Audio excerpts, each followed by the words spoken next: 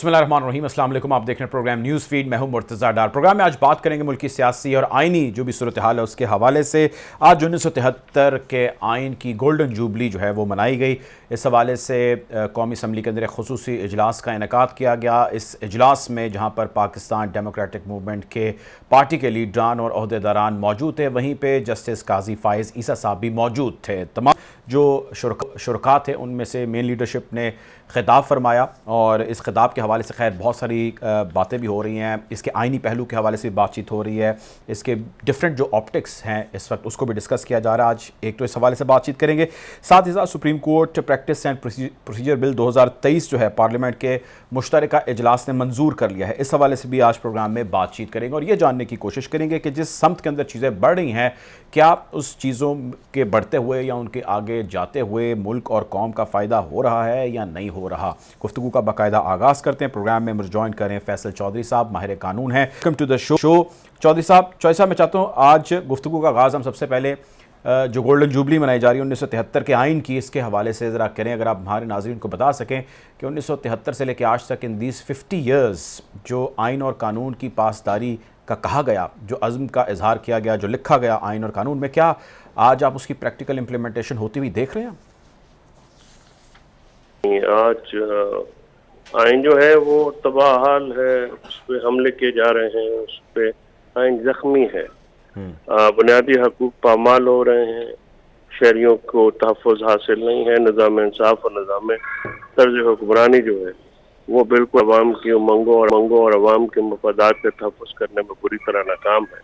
गैर मुंतखब इदारे मुंतखब इदारों के ऊपर हावी हैं और पूरा निज़ाम जो है एक डंडे के तहत चलाया जा रहा है। वो डंडा जिसका सिरा जो है मुंतखब लोगों के हाथ में नहीं है, वो ना नजर आने वाले वो हाथ हैं जो आइन की पामाली को अपना फर्ज अवलीन समझते हैं। इन 50 सालों में आइन बनाया गया था जब पाकिस्तान दो लख्त हो गया था और उम्मीद की जाती थी कि पाकिस्तान के शहरियों को शहरी समझा जाएगा और उनकी जिंदगी की वही वक़्त होगी, वही कीमत होगी जो कि तरक्की याफ्ता ममालिक में होती है, मौजूद मुल्कों में होती है, और पाकिस्तान के शहरियों को वो तमाम बुनियादी हकूक दिए जाएंगे। लेकिन आज भी पार्लियामान ने आइन को अज़्व मतल किया है, अदलिया पे हमले हो रहे हैं, अपोजिशन को दीवार से लगाया गया है, शख्सी आज़ादियाँ जो हैं वो ना होने के बराबर हैं और एक पैसे की रेल पे जिन लोगों के पास है,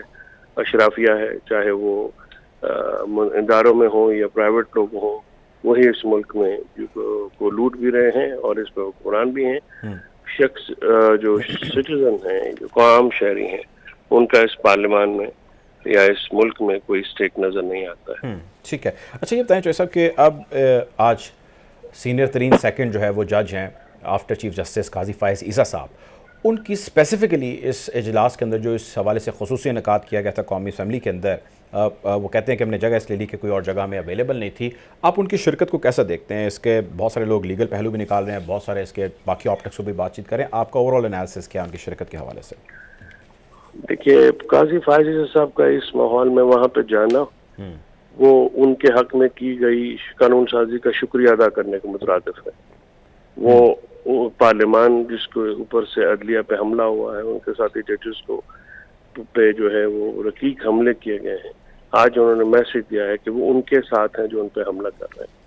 आज उनकी तकरीर भी करना और ऐसे मौके के ऊपर, और वो इदारे के रिप्रेजेंटेटिव नहीं है, इदारे का रिप्रेजेंटेटिव चीफ जस्टिस होता है, और बाकी जज साहबान ने अगर ये वहाँ पे जाना मुनासिब नहीं समझा तो अपने तहीं पे ये जाना मेरे ख्याल में ये आने वाले वक्तों में फ़ाइज़ ईसा साहब और सुप्रीम कोर्ट को इंतहाई मुतनाज़ा बनाएगा और उनका वहाँ पे जाके बैठना बिल्कुल ही मुनासिब बात नहीं थी। इंतहाई गलत टाइम पे उन्होंने गलत ये जाके मामला किया है।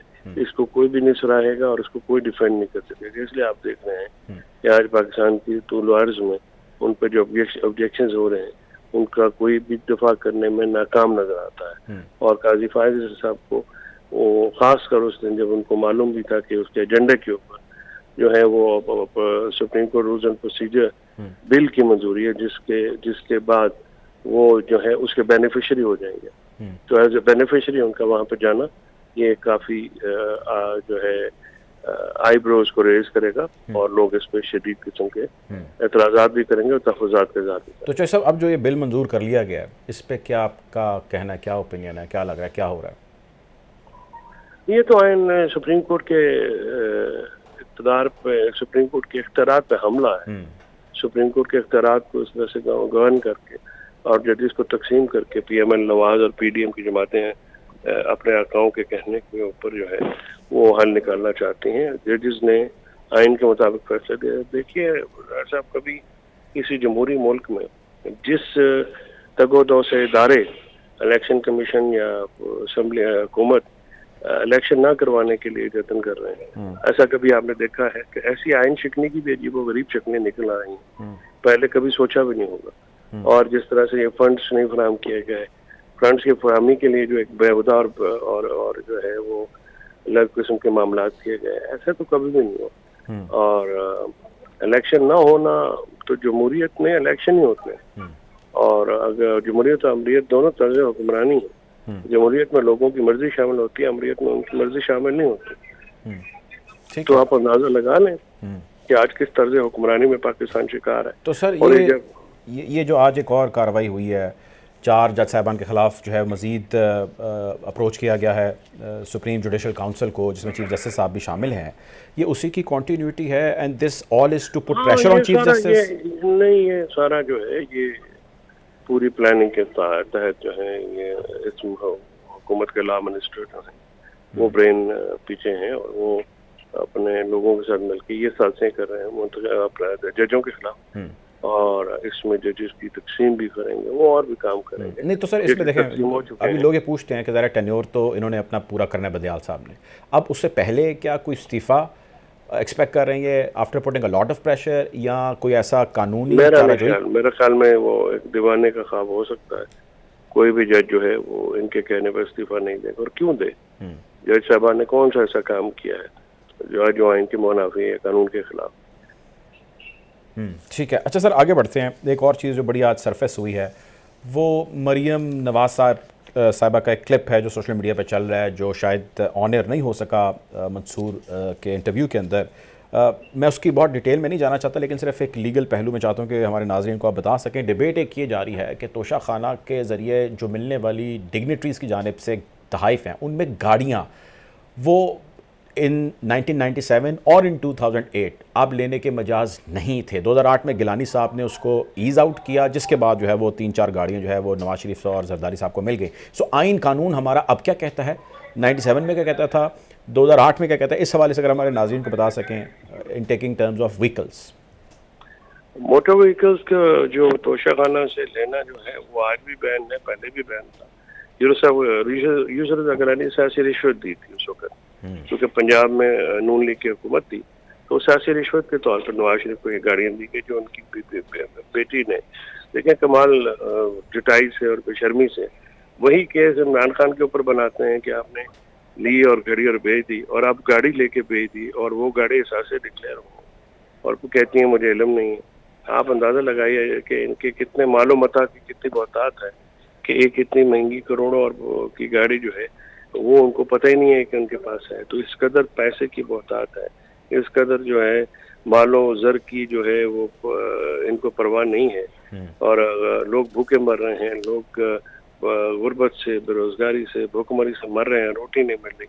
आटे की लाइनों में दर्जनों लोग इस वक्त फौत हो चुके हैं दरकम फील्ड में, और ये जो है इनको ये इल्म नहीं है कि करोड़ों की गाड़ियाँ इनके पास कहाँ से हैं, कैसे आई।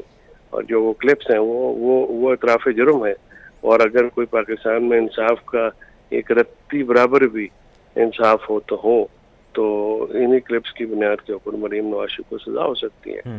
और ये लेकिन इस मुल्क में निज़ाम में इंसाफ और आइन तो ख़त्म हो गया है। ये मैंने जैसे अर्ज़ किया कि ये सरज़मीन बेआइन है। जिस दिन ये आइन की अमल दरामद हुआ तो बहुत सारे मामला खुलेंगे। मेरी नज़र में, मेरी राय में इस वक्त पाकिस्तान में कोई कानून नहीं है, कोई आइन नहीं है, और सबको तहे तय कर दिया गया है। तो चौधरी साहब ये फरमाएं, आपकी माशाल्लाह बहुत सर्विसेज भी हैं और आपने जाते आते भी बहुत सारे गवर्नमेंट्स भी देखी, चीफ जस्टिस साहिबान भी देखे। लोग एक सवाल कर रहे हैं, वो ये कर रहे हैं कि मौजूदा जो चीफ जस्टिस साहब हैं इनके पास ऐसी बेशुमार अब तो चीज़ें मौजूद हैं जिसकी बेस पे ये एक्शन ले सकते हैं, कंटेम्प्ट की कार्रवाई कर सकते हैं against certain leadership of PMLN और पीपल्स पार्टी या जो कोई भी उनके खिलाफ या उनके जज साहबान के खिलाफ बोल रहा है। उसमें अभी भी कल परसों में सरफेस हुई कोई एक क्लिप देख रहा था, कॉर्नर मीटिंग अंदर नून लीग के लीडर साहब खिताब कर रहे थे। कोई मसला है या कोई मसलिहत है? आपको क्या लगता है क्यों नहीं ऐसा हो रहा? खान साहब के साथ जो हो वो तो हमने देखा, व्हाई नॉट हियर? मेरा ख्याल में उनको तौहीन अदालत की बिल्कुल कार्रवाई नहीं करनी चाहिए, इलेक्शंस को करवाने चाहिए, इलेक्शंस पे कॉन्सेंट्रेट करना चाहिए, वही साहिब तरीकाकार है। तो उनके कहने से जजेस को फर्क नहीं पड़ता। जजेस बाइज्जत हैं, मोतबर हैं, तारीख में बड़ा नाम लिखा जाएगा तीनों जज साहबान का। ये छोटी मोटी बकवास की कोई जरूरत नहीं है नोटिस लेने की। इलेक्शन कराने पे ही फोकस होना चाहिए, वही इनकी सजा है। और ये अदालत से, ये अवाम से भी मुस्तरद होंगे, वो ज्यादा बेहतर काम है बजाय कि तो अदालत के नोटिस लेते थे। जो इमरान खान साहब के खिलाफ किया गया था वो भी गलत था, और वो जजेस की अपनी अना की तस्कीन थी जिसकी मैं हरगिज जो है हक में नहीं। ठीक है, बहुत शुक्रिया जी। हमारे साथ मौजूद थे फैसल चौधरी साहब, माहिर कानून है। आज एक खुसूसी इजलास जो है उसका इनेकाद किया गया गोल्डन जुबली के मौके पर 73 के आइन के हवाले से। काजी फायज़ ईसा साहब उसके अंदर मौजूद थे और उसके हवाले से फैसल चौधरी साहब ने अपने ओपिनियन का इजहार किया। खैर खासी डिबेट है जो इस हवाले से जारी है, इसी डिबेट को जारी रखते हैं। एक ब्रेक का कहा जा रहा है, ब्रेक की जानिब बढ़ेंगे, वापस आएंगे और गुफ्तगू को यहीं से जारी रखेंगे। Take a break.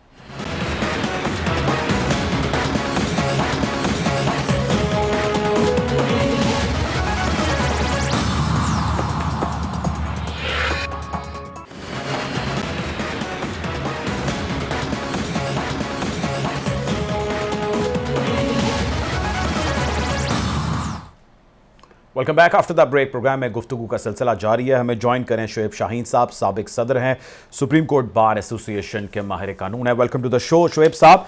शुएब साहब, काफ़ी चीज़ें आज हैं जो मौजूद बहस हैं और मैं चाहता हूँ हम सबसे पहले तो जिक्र करें 50th गोल्डन जुबली ऑफ 1973 जो आइन और कानून है हमारा। सबसे पहले मैं चाहता हूँ यह बताएं आपके उसकी आज जिस जील के साथ बनाया गया, आज उसकी प्रैक्टिकल इम्प्लीमेंटेशन होती कितनी देख रहे हैं आप?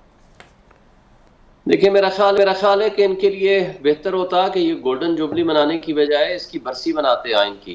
आइन पे अमल दरामद से तो ये भाग रहे हैं। आइन की पासदारी तो इनको जेब नहीं देती कि वो आइन पे अमल दरामद करें। आइन की पामाली इन्होंने अपना मतबा नजर बना लिया है। आइन को पामाल करके आइन की गोल्डन जुबली बनाना शर्मिंदगी का बायस है हमारे मुल्क के लिए, हम सब के लिए और हमारी कौम के लिए। जितना खर्चा ये गोल्डन जुबली बनाने पे लगा रहे हैं, इतना खर्चा अगर ये इलेक्शन कमीशन को दे दें तो दोनों सूबों के इलेक्शन कब के हो चुके होते।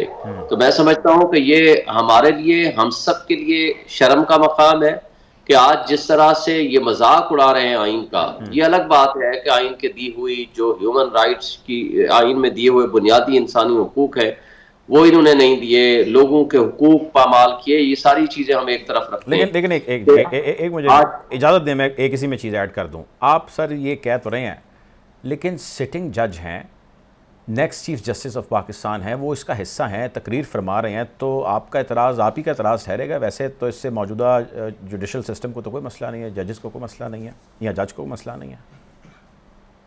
मेरा ख्याल है कि जज भी इसी कौम का हिस्सा है और हम सब स्टेक होल्डर हैं। हम कौम भी, हम बार एसोसिएशन भी, हम वकील भी, आप साफी भी, हम सब ने एक दूसरे का कंडक्ट देखना है और हम सब ने देखना है क्या आइन के ऊपर अमल दरामद हो रहा है, क्या आइन की पामाली हो रही है कि नहीं हो रही, क्या आइन की वाकई गोल्डन जुबली मनाई जा रही है, ये दुरुस्त है या नहीं है। मैं खुद स्पीकर साहब की ये तकरीर सुन रहा था, वो ये फरमा रहे थे कि आइन हमारा कहता है कि अवाम जो है इस मुल्क के जो मुंतखब नुमाइंदों के जरिए उमूर ममलिकत चलाएंगे।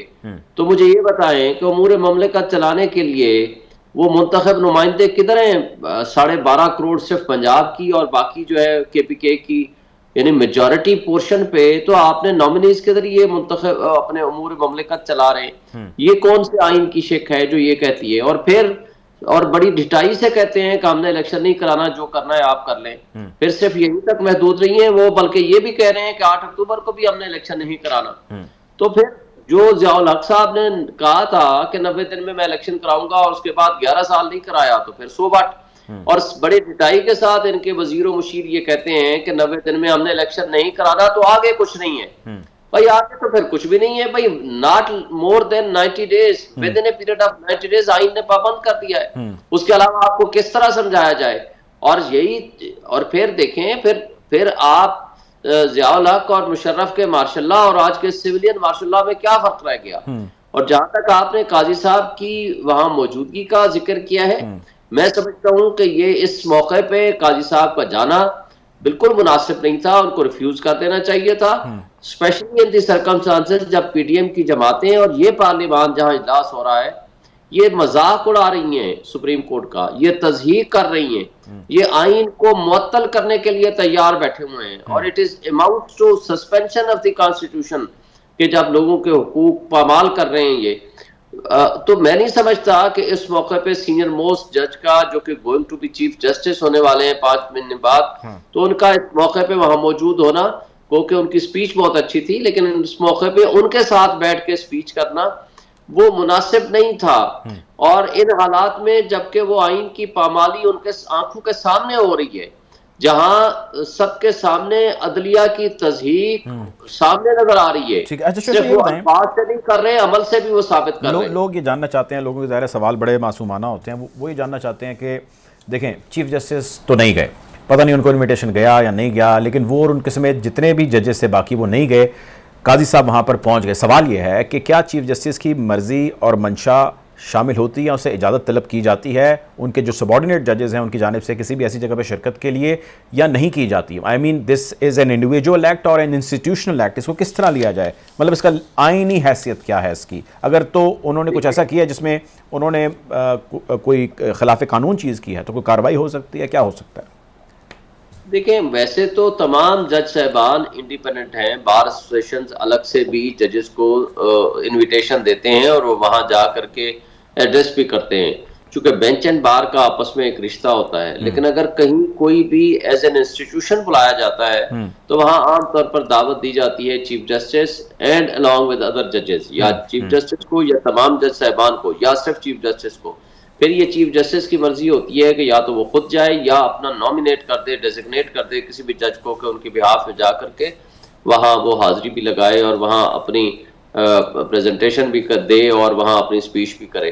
तो मेरा ख्याल है कि एज एन इंस्टीट्यूशन तो मुनासिब यही था कि या तो चीफ जस्टिस ऑफ पाकिस्तान होते और उसके साथ सीनियर मोस्ट जज होते, और अगर ऐसा नहीं किया, उन्होंने सिर्फ पिक किया सिर्फ एक जज साहब को, तो वो मेरा ख्याल है कि अगर काजी फाइसा साहब वैसे तो सीनियर मोस्ट जज हैं, बड़े ऑनरेबल जज हैं, और इन हालात में कि और वो कोई उनके ऊपर पाबंदी नहीं है कि एक अकेला जज नहीं जा सकता कहीं एड्रेस करने के लिए, और जहां स्पेशली आइन का मामला इन्वॉल्व हो।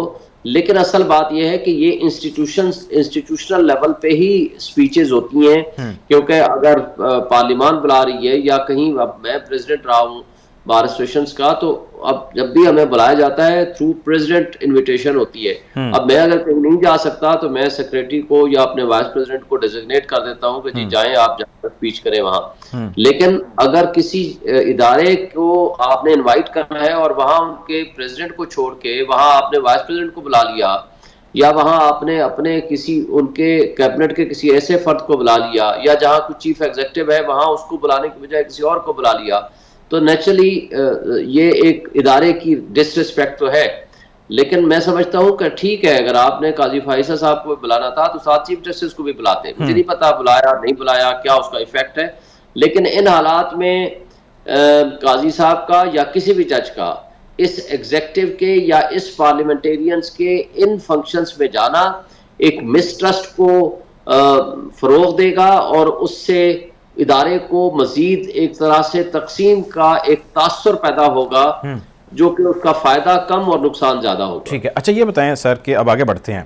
आज एक और बहुत बड़ी डेवलपमेंट है और वो आप जानते हैं कि प्रैक्टिस एंड प्रोसीजर बिल है, जिसका मुतफ़िका तौर पे उन्होंने पार्लियामेंट ने उसको मंजूर कर लिया है विदाउट एनी रेजिस्टेंस। सदर के पास गया, वो सारे जानते थे कि सदर ने उसको उस पर सवालात या कंसर्न्स रेज करके वापस भेज देना और उन्होंने मंजूर नहीं करना। अब ये बताएं कि इसमें अगर हम बिल्कुल न्यूट्रल ग्राउंड्स पे सोचें कि जी कौन से अहदाफ हैं जो मौजूदा हुकूमत हासिल कर लेगी इसको पास करने के बाद, तो आपको क्या लगता है, अगर हम लोगों को डिफ़ाइन आप इन वेरी इजी वर्ड्स कर सकें, और आपको लगता है कि वो प्रैक्टिकल हैं? देखिए, पहली बात तो यह है कि इनका मतबा नजर तो जिसको कहते हैं ना जुडिशल इस्लाहात नहीं है।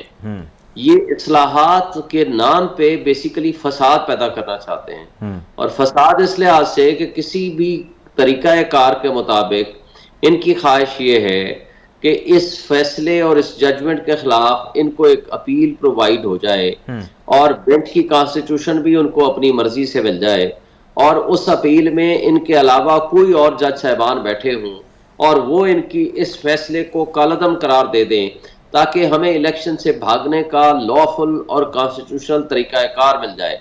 इनकी तो नीयत इस वक्त ये है। देखें, जब भी आइन को कानून को बनाया जाता है उसमें इंटेंशन ऑफ दी अथॉरिटी भी साथ देखी जाती है। Bona fide in making this law नजर आ रही है कि वो नहीं है। दूसरी बात यह है कि सुप्रीम कोर्ट पावर्स डिराइव करती है from the constitution. Under article 184 उनकी ओरिजिनल जुरिस्डिक्शन है, 185 उनकी एपेलेट जुरिस्डिक्शन है, इसी तरह 186 है, 187 है, 188 है, उनकी एडवाइजरी जुरिस्डिक्शन है, टू डू कंप्लीट जस्टिस उनकी जुरिस्डिक्शन है, रिव्यू की जुरिस्डिक्शन है, ट्रांसफर ऑफ केसेस की जुरिस्डिक्शन है। वो हर पावर जो है वो कॉन्स्टिट्यूशन से डिराइव करते हैं। वो सब लेजिस्लेशन जो है वो कॉन्स्टिट्यूशन में दी हुई पावर को ना कम कर सकता है ना बढ़ा सकता है। ठीक है। अगर इनको अपील का राइट देना मकसद था, वो सब्सटेंटिव राइट है, और उसके लिए जरूरी था कि वो आइन में तरमीम करते, अंडर आर्टिकल 184 में करते, 185 में करते। तो इस तरह सब लेजिस्लेशन के जरिए, चूंकि इनके पास 2/3 मेजोरिटी नहीं है, सब लेजिस्लेशन के जरिए इस तरह की कोई भी अमेंडमेंट जो है, न सिर्फ ये है कि लैक ऑफ बोनाफाइडी है उसमें, बल्कि पर्सन स्पेसिफिक है, और साथ साथ उनका मकसद इस्लाह नहीं है, यानी इस्लाहात मकसद नहीं है, फसाद पैदा करना मकसद है, जजेस के अंदर तकसीम करना मकसद है, आइन को पामाल करना मकसद है। ये रिवर्ट हो सकती है सर, भागने के मुताबिक है, रिवर्ट हो सकती है इन फ्यूचर। देखिए, मेरा ख्याल है दो ऑप्शन है। एक तो ये है कि 10 दिन का टाइम है, इस दौरान प्रेसिडेंट ऑफ पाकिस्तान रेफरेंस की सूरत में ये भेज सकता है सुप्रीम कोर्ट को कि आप इसके ऊपर फैसला दें कि क्या ये जो पार्लियामान ने ये काम किया है ये आइन और कानून के मुताबिक है या नहीं है। दूसरा ऑप्शन ये है कि ये बिल बन जाए और उसको चैलेंज किया जाए। On the face of it ये ultra vires to the constitution है और उसको बिल्कुल चैलेंज किया जा सकता है। ठीक है, ठीक है, मेरे साथ रहेगा सलमान आबिद साहब, ज्वाइन कर रहे हैं, सीनियर जर्नलिस्ट हैं, एनालिस्ट हैं। Welcome to the show Salman साहब। सलमान साहब से हमारा राब्ता थोड़ा सा मुनक़ता हुआ है, अगर आप मुझे सुन पा रहे हैं सलमान साहब। जी सलमान साहब सुन पा रहे हैं आप मुझे? सलमान साहब से हमारा राब्ता। जी अस्सलाम वालेकुम। जी वालेकुम सलाम। सलमान साहब, आज 50वीं सालगिरह है 1973 के आइन की, और आज ही के दिन जो है आपकी देखिए 50 साल के बाद मुश्तरका तौर पर इजलास के अंदर प्रैक्टिस एंड प्रोसीजर बिल भी मंजूर हो गया। काजी फायज ईसा साहब भी मौजूद थे। मुबारक हो आपको सर, क्या कहेंगे? देखिए जी, बात यह है कि आज जिस वक्त पाकिस्तान की 50वीं गोल्डन जुबली मनाई जा रही है कॉन्स्टिट्यूशन के कॉन्टेक्स्ट में, वहाँ ये रिव्यू करने की जरूरत है कि हम क्यों पीछे रह गए हैं कॉन्स्टिट्यूशनल डेमोक्रेसी के कॉन्टेक्स्ट में। क्या वजह है कि हमारे यहाँ कॉन्स्टिट्यूशन की बालादस्ती जो है वो उस तरह से नहीं हो सकी जिस तरह से मुहज़्ज़ब मुल्कों के अंदर होती है। और आज भी जिस वक्त हम ये गोल्डन जुबली मना रहे हैं, हमारा कॉन्स्टिट्यूशन के कॉन्टेक्स्ट में जो इस वक्त क्राइसिस है वो भी एक कॉन्स्टिट्यूशनल क्राइसिस है। यानी इलेक्शन 90 डेज के अंदर होने हैं, कॉन्स्टिट्यूशन ये कहता है, लेकिन हुकूमत और मुतलका इदारे जो हैं वो सर जोड़ के बैठे हुए हैं कि किस तरीके से हम कॉन्स्टिट्यूशन पे अमल ना कर सकें। और उस अमल ना कर सकने में ऐसे ऐसे जवाब आईनी बुनियादी बातों को बनाया जा रहा है जिसका आइन में कोई गुंजाइश ही नहीं है। तो मेरा ख्याल है कि इस वक्त जिस वक्त हम ये गोल्डन जुबली मना रहे हैं, हमारा आइन अमली तौर पे इस वक्त जो है वो खुद एक सवालिया निशान बना हुआ है कि जहाँ पे हमें आइन की पासदारी करनी थी, वहाँ हम आइन की पासदारी से ज्यादा अपने सियासी मफादात की पासदारी कर रहे हैं।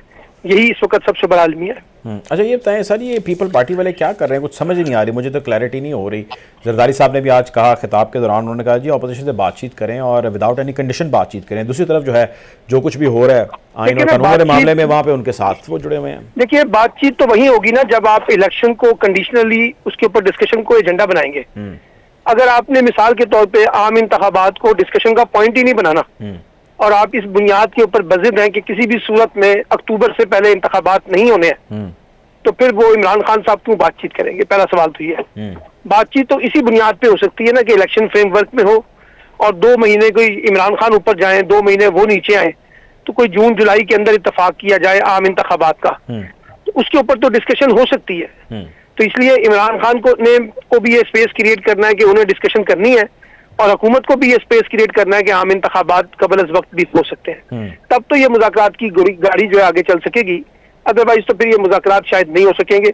अलबत्ता पीपल्स पार्टी ने एक पोजीशन अपनी वाज़े कर ली है कि वो PMLN के साथ इस बुनियाद के ऊपर नहीं खड़े हुए कि जजेस के खिलाफ रेफरेंसेस भेजे जाएं, जुडिशरी से टकराव की पॉलिसी इख्तियार की जाए। उनका ख्याल ये है कि हमें इस तरह की टकराव की पॉलिसी इख्तियार नहीं करनी है और मफाहमत का रास्ता भी खुला रखना है। लेकिन ये कोई जिसे कहते हैं ना क्लियर कट स्टांस उस तरह से नहीं है। अपना एक डेमोक्रेटिक जेस्चर तो उन्होंने देने की कोशिश की है, लेकिन अभी खुद पीपल्स पार्टी भी इलेक्शन की तो हमायत नहीं करती। ठीक है, अच्छा ये फरमाएं कि इस सब असना के अंदर एक मैं क्लिप देख रहा हूँ मरियम नवाज साहिबा के, बल्कि 2 क्लिप जो हैं वो वायरल हुए हैं उस इंटरव्यू के जो ऑन एयर नहीं किया। मैं उसके मंदरजात के हवाले से बहुत तफसील में बात नहीं कर सकता, क्योंकि ज़ाहिर है उसके अभी हवाले से कुछ क्लैरिटीज़ आनी हैं जिन्होंने इंटरव्यू किया और जिनका इंटरव्यू हुआ। लेकिन ये मैं जानना चाहता हूँ आपसे कि ये जो गाड़ियाँ लेने देने वाला मामला था, इस पे अगर तो ऐसे ही जैसे कि उस क्लिप के अंदर हमें दिखा है, तो इमरान खान साहब पे जो चोरी का इल्ज़ाम लगा और 2008 में पेमेंट हुई उस गाड़ी की जो 1997 में गिफ्ट हुई नवाज शरीफ साहब को, ये one and same thing he नहीं है सर? बात यह है कि जुर्म तो सबके एक जैसे ही होते हैं। सियासी जराइम की जो फहरिस्तों में अगर आप देखेंगे तो कोई ना कोई अकरब परवरी इस्तेमाल करता है अपने हक में, वो चाहे कोई भी हुक्मरान तबकात हों, उसमें इमरान खान भी शामिल हैं, किसी ना किसी तरीके से उन्होंने भी बेनिफिट उस तरह से लिए हैं। लेकिन अब सवाल ये है कि ये इंटरव्यू की बुनियाद के ऊपर ये सवाल तो उठना चाहिए ना मरियम साहिबा के हवाले से भी, जो गाड़ी उनको गिफ्ट हुई है और जो नवाज शरीफ साहब के मामलात हैं। लेकिन सवाल ये है कि करेगा कौन? हमने तो हमेशा से इस तरह के मुकदमात को सियासी बुनियादों पे चलाया है, और जब किसी को विक्टिमाइज करना हो, किसी को टारगेट करना हो, किसी को दीवार से लगाना हो, तो इस तरह की चीजें निकाल लेते हैं। हम कौन सा यहाँ पे एक शफाफ एहतसाब चाहते हैं, और शफाफियत की बुनियाद पे कोई कितना भी ताकतवर एहतसाब करना चाहते हैं, ये तो हमारा एजेंडा ही नहीं है। हम तो जो है बाकायदा जो है जिसे कहते हैं पॉलिटिकल बार्गेनिंग चिप के तौर पर इस तरह के मुकदमात को इस्तेमाल करते हैं। तो आज इमरान खान के खिलाफ इस्तेमाल हो रहे हैं, कल हो सकता है मरियम के और नवाज शरीफ के खिलाफ मजीद इस्तेमाल हो जाए। ठीक है, शोएब साहब आप की तरफ में आऊँगा। ये फरमाएं शोएब साहब कि अब थोड़ा सा कन्फ्यूजन है इसके हवाले से, उस क्लिप में तो खैर थी कन्फ्यूजन, लेकिन अदर दैन दैट भी अगर आप हमारे नाज़रीन को क्लियर कर सकें कि तोशा खाना का जो रूल है आइन के मुताबिक वो क्या कहता है कि आप 1997 में क्या गाड़ी ले सकते थे, 2008 में क्या रिलैक्सेशन हो गई, या अभी भी गाड़ी आप नहीं ले सकते जो आपको डिग्नेटरीज़ की तरफ से गिफ्ट मिला हो, ओनली स्पेसिफिकली व्हीकल, या इसमें कोई और तीसरी राय है या तीसरा कुछ कानून के अंदर कॉनोटेशन है इसकी? देखें, ये जो गाड़ियों का इशू है वो एडमिटेडली आज तक वो कभी भी वो रूल्स रिलैक्स नहीं हुआ, ना ही वो कोई भी अथॉरिटी उसको रूल्स रिलैक्स कर सकती है। गाड़ी कोई भी नहीं ले सकता। जिसने गाड़ी ली है वो जुर्म किया है, बददियानती की है, खयानत की है, करप्शन की है, और ही इज फुली रिस्पॉन्सिबल, और उसके खिलाफ एक्शन हो सकता है और होना चाहिए। जहां तक ताल्लुक है बाकी गिफ्ट्स का, उसका भी अब तो खैर रूल चेंज हो गया, इतना शोर शराबा हुआ, और मैं भी इसी नजरिए का कायल हूं कि उसकी पब्लिक ऑप्शन होनी चाहिए। लेकिन जब तक वो रूल्स था वो पहले 15% था, फिर 20% हुआ, और इमरान खान को टू सम एक्सटेंट क्रेडिट जाता है, उसने उस रूल को बढ़ाकर 50% कर दिया। अब जिस बंदे ने 15% जिस वक्त रूल था वो चीज ली, फिर 20% था या 50% था, वो रूल के मुताबिक एक चीज कोई हासिल की, उसके बाद वो पेमेंट जमा कराई, और उस पेमेंट जमा कराने के बाद उसकी वो मिल्कियत हो गई। वो चाहे उसको रखे, चाहे उसको बेचे, चाहे उसको डिस्पोज ऑफ करे, किसी को आगे गिफ्ट आउट करे, वो कोई शख्स फिर उससे पूछ नहीं सकता। वो फिर उसमें कानून की नजर में वो जुर्म नहीं है। ये अलग बात है कि अखलाकी तौर पर ये होना नहीं चाहिए था, ये पब्लिक मनी है और इसको ऑक्शन होना चाहिए था। मैं तो यहाँ इस मौके पे सैयद मुनव्वर हसन अमीर जवाद सामी की मिसाल दूंगा। उनकी बेटी की शादी थी, और जब शादी खत्म हुई तो जो तमाम तहाइफ अमीर जवाद सामी थे उनकी बेटी को मिले, तो उन्होंने सारे के सारे तहाइफ मंसूरा में जमा कराए। उन्होंने कहा कि ये मुनव्वर हसन की बेटी को नहीं, ये अमीर जवाद सामी की बेटी को तहाइफ मिले हैं, और उन्हें कोई एक तोहफा भी कबूल करना पसंद नहीं किया। अच्छा। असल बात तो रियासत मदीना की जब हम बात करते हैं ओरिजिनली तो ये प्रिंसिपल है, लेकिन बहरहाल जब आप रूल ऑफ लॉ की बात करते हैं, कानून कायदे के मुताबिक जिसने कोई चीज ली और इसको आगे डिस्पोज ऑफ की, that is not the unlawful, that is not unconstitutional. जहां तक गाड़ियों का ताल्लुक है, वो सीधी सीधी चोरी है, वो करप्शन है और उसके खिलाफ एक्शन होना चाहिए, क्योंकि ये परमिसिबल नहीं है, ये प्रोहिबिटेड इशू है और उस प्रोहिबिटेड इशू को कभी भी उसको अलाउ नहीं हुआ। ठीक है सलमान साहब, सर ये फरमाएं कि ये जितनी भी एक्सरसाइज हो रही है, जो कुछ भी हो रहा है, किसी को अच्छा लग रहा है, किसी को बुरा लग रहा है, लेकिन ये एक बात तो क्लियर है, ये सारा इलेक्शन की खातिर हो रहा है। आप इलेक्शन होते देख रहे हैं, अभी जो सुप्रीम कोर्ट के हुक्म के मुताबिक तारीख आई है, क्या लग रहा है? तो इस वक्त इलेक्शन के आसार नजर नहीं आ रहे। पैसे तो मिल गए सर, पैसे सुना ग्रांट होने जा रहे हैं, खबरें आ रही हैं। नहीं, देखिए बात ये ना कि अभी तो इलेक्शन कमीशन आज एक लेटर लिख दिया है कि जी हमें तो फलां फलां इसमें तरमीम करके हमें खुद इख्तियार दिया जाए, हम खुद इलेक्शन की डेट तय करें। हुकूमत भी कहती है कि इलेक्शन नहीं होंगे, रेजोल्यूशन पास की जा रही है कि एक ही वक्त में एक इलेक्शन होगा। मेरा ख्याल है कि जो पॉसिबिलिटी है ना और जिसका इम्कानात है कि शायद कोई ऐसा इत्तेफाक हो जाए कि जून जुलाई में आम इंतखाबात का कोई रास्ता इख्तियार कर लिया जाए। तो इस पे आपको लगता है वो वर्किंग हो रही है इस पे कोई? जी, पसे पर्दा इस वक्त कोशिशें हो रही हैं और कुछ लोग लगे हुए हैं, हुकूमत में भी हैं, अपोजिशन में भी हैं, एस्टैब्लिशमेंट में भी हैं, और कहा है जुडिशरी ने भी कि अभी भी कोई पॉलिटिकल रास्ता निकाल लेंगे तो हमें क्या एतराज हो सकता है, अदरवाइज कॉन्स्टिट्यूशन पे अमल दरामद करना पड़ेगा। लेकिन अगर आप जनरल इलेक्शन के ऊपर इतफाक नहीं करते तो फिर ये सूबाई इलेक्शन तो नागुज़ीर है, फिर देखना पड़ेगा सुप्रीम कोर्ट क्या लाइमल इख्तियार करती है। अच्छा ये बताएं सर सलमान साहब, इस सारे असना के अंदर एक IMF वाला मामला है, वो जूँ का तू ये आज भी उस हवाले से बात की वज़ीर ख़जाना साहब ने, स्टेटमेंट्स बयान आ रहे, चक्कर चल क्या रहा है सर? हुकूमत आए जाए, पैसा नहीं आ रहा। IMF के बारे में मैं वजाहत पहले भी कई दफ़ा कर चुका हूँ। जब तक पाकिस्तान में से इकोनॉमिक अनसर्टेनिटी और पॉलिटिकल अनसर्टेनिटी खत्म नहीं होगी, IMF शायद आपके साथ माहिदा ना करे। इस वक्त करंट पॉलिटिकल सिनेरियो जो है उसमें IMF को भी अंदाजा है कि इस वक्त पाकिस्तान के अंदर जो हालात हैं वो बिल्कुल एक गैर यकीनी सूरत हाल का शिकार है।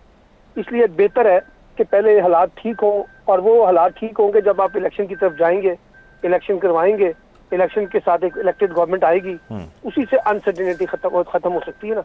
तो मेरा ख्याल है अभी तक जितनी कोशिशें हुकूमत ने की हैं वो IMF के साथ मामला तय करने की, उसमें तो कोई पेशरफ्त और कोई बड़ी कामयाबी नहीं मिल रही है। और उसकी वजह शायद ये भी है कि खुद IMF को अंदाजा है पाकिस्तान की इस वक्त करंट सूरत हाल क्या है। तो लेट्स सी कि इसमें से मुझे नहीं लगता कि अभी कोई बहुत जल्दी कोई IMF से बहुत कोई बड़ा ब्रेक थ्रू हो सकेगा। अगर होना होता तो फिर इशाक डार जो है वो वाशिंगटन का दौरा मुलतवी ना करते और जरूर जाते और वहां से बड़ा ब्रेक थ्रू लेके आते। लेकिन अगर वहां नहीं गए तो इसका मतलब है ब्रेक थ्रू होने की जो पॉसिबिलिटीज है वो कम है। इस वजह से अभी तो लगता है कि IMF का मामला इसी तरह लटका रहेगा, और जब तक हम अपने अंदर इंटरनली कुछ चीजें ठीक नहीं करेंगे IMF भी कोई माहिदा करने के लिए तैयार नहीं होगा। ठीक है, बहुत शुक्रिया जी। प्रोग्राम में हमें ज्वाइन किया था सलमान आबिद साहब ने।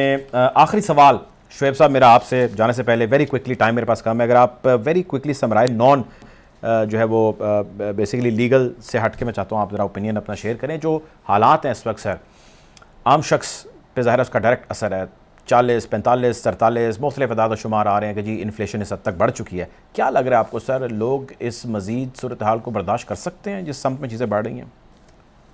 देखिए, मैं समझता हूँ कि एक बात, मैं सलमान साहब की बात को आगे बढ़ाते हुए एक बात कहूँगा। देखें, सुप्रीम कोर्ट ऑफ पाकिस्तान अगर गरीब पे या आम आवाम पे अगर अपने जजमेंट को इतलाक करा सकती है तो क्या ताकतवर हलकों और तबकों के जजमेंट का इतलाक नहीं होगा? हर हाल में होगा इंशाल्लाह। मैं होपफुल हूँ और इलेक्शन भी होंगे। और जहां तक इस बात का ताल्लुक है, पब्लिक एट लार्ज इतनी तंग आ चुकी है कि मेरा ख्याल है कि अब इनकलाब का रास्ता करीब तर है। ये जो एक साल पहले इस्टेब्लिशमेंट के कंधों पे सवार होके ये जो PDM की सो कार्ड जमहूरी ताकतें आई थी और उन्होंने ये फैसला किया था कि हमने पंजाब में ये तकसीम करनी है, जरदारी साहब को इतनी सीटें दे देनी है, राजा रियाज को हमने अपनी टिकट दे के और 20 बंदों को टिकटें दे देनी है, नून का सफाया हो गया इसमें पंजाब में। आगे सिंध में भी पीपल्स पार्टी का सफाया होने के करीब तर है। लोगों के अपने फैसले हैं, लोगों ने इनका जो गलत चेहरा है वो देख लिया है और पढ़ लिया है। इस एक साल के अंदर जितनी बदतरीन किस्म की माशी अबतरी आई है, लोगों के रोजगार खत्म हुए हैं, लोगों को महंगाई ने जीना हराम कर दिया है, लोगों का जिंदगी में यानी यकीन करें कि उनका एक वक्त की रोटी और खाना उनके लिए मुमकिन नहीं रहा। और जिस तरह की तंगी और इवन जो मिडिल क्लास थी वो गुर्बत की जिंदगी में चली गई और गरीब आदमी का जीना महाल हो गया, उनको अपने बच्चों को एक वक्त का खाना देना मुमकिन नहीं रहा। तो ये हालात इनकलाब के हालात हुआ करते हैं। अगर अभी भी इन्होंने सबक ना सीखा, अशराफिया ने अपने आप को ना बदला और इन्होंने अगर इलेक्शन की राह ना दिखाई और लोगों को एक उम्मीद और होप ना दी, तो लोगों के घरों में जिस तरह के हालात पैदा हो रहे हैं वो जब भूख से मरेंगे तो वो फिर किसी को मार के मरेंगे ना। तो मेरा नहीं ख्याल कि अब ये इससे ज्यादा एक दिन भी आगे ले जाएंगे। ये इनको एहसास नहीं है, ये जो बैठे हुए हैं ऊपर मुख्तदर तबके और हल्के, इनको अंदाजा नहीं है कि गरीब आदमी किस कदर इनसे नफरत कर रहा है और किस कदर वो तंग है हालात से।